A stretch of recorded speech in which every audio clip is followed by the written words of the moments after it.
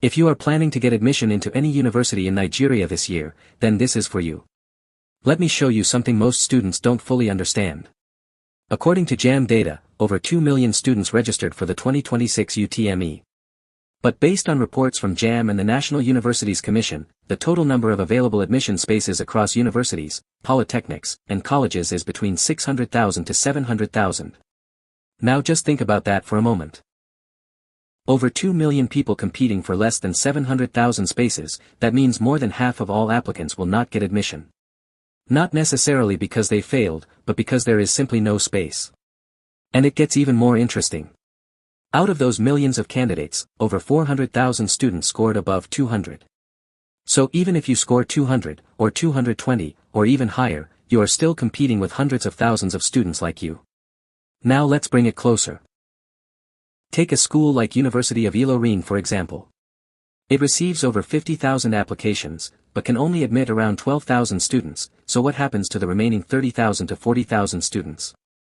This is where many people get confused, because they did what they were told, read hard, pass JAMB.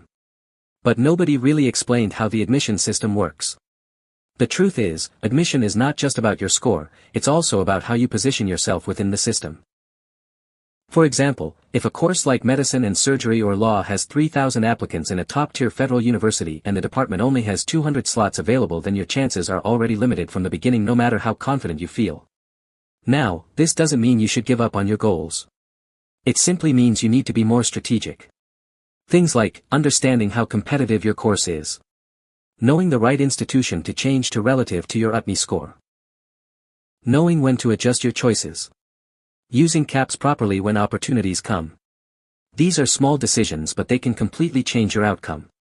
These are the things many students don't know, and that's why you see situations where two students have similar scores, but one gets admission and the other doesn't. Not because one is smarter, but because one understands the system better. That's actually why I created a simple guide, to break all of this down in a clear and practical way. Inside the guide, I explained how to assess your chances realistically. What steps to take after your JAMB result. And how to avoid the common mistakes that cost students admission every year. If you're serious about getting admission this year, then don't just focus on passing. Take some time to understand how the system works. Check the description or comments section to access the guide.